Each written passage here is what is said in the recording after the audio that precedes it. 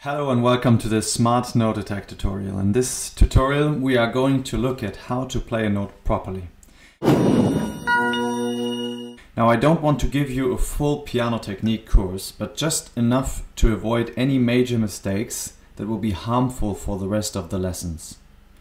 Before I start, however, let me just tell you that there are a vast array of methods how to play a note. The better you become, the more individualistic the style and your style will be. I explain it to you like it's like riding a bike. Somebody will maybe tell you you need to sit straight on a bike. And then the next day you see somebody in a circus standing on a bike and you might say, but he is standing. Well, he mastered first to sit on a bike and then to stand up. He first mastered the rules in order then to break them. So you will see many people tell you different stuff on the internet or in books and so on. I tell you that there are different methods out there, and I will teach you the basic one, the most efficient one for you at this moment as a beginner, and then we will innovate later. So what exactly is Smart Note Attack? It's a technique that teaches you how to hit a note on the piano with a minimum of effort and maximum of fluidity and the best possible hand technique. In order to explain you the correct approach, let me show you how the wrong method goes.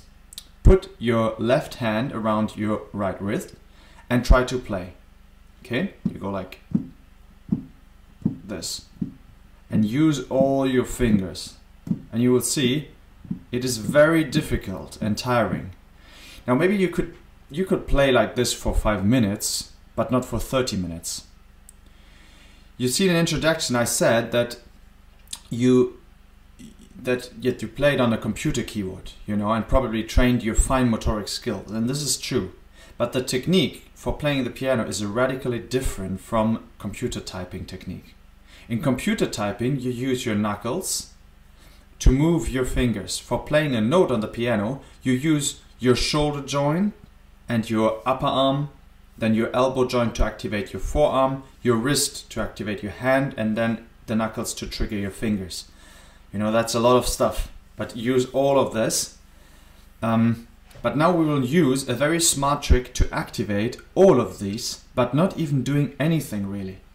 Why? Because we let gravity do the work. We lift our hands, your hand, and then we let it fall. Just let it fall on the keys. Now, do you realize something if you do it on your keys on the piano? If I turn up the sound, okay, if I let it fall, and I won't let it fall from this high, just like this, okay? I let it fall, but really fall, okay? It's extremely powerful.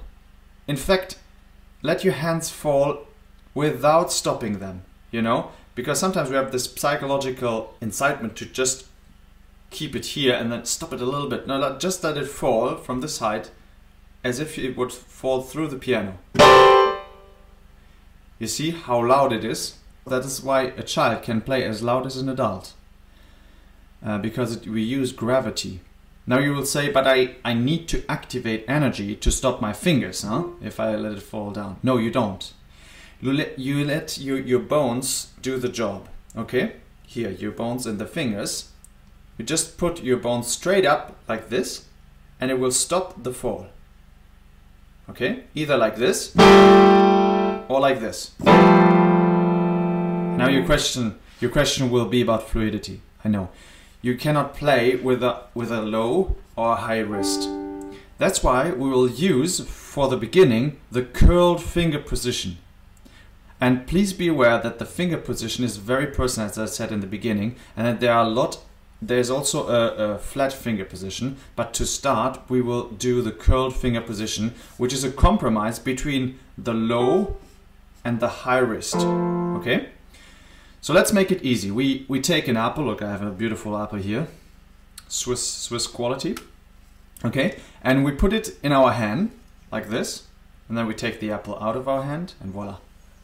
Here we go. Okay? We have a nice position. Now we let the hand fall like this. I put out the sound. Okay, we go like this, And this is the perfect position. Now, you might say, your problem is maybe that it gets a bit rigid here, okay? Your hand. In order to avoid this, we will use a technique to relax your hand. Let it fall, and the moment that you catch it partially with your bones and partially with your muscles,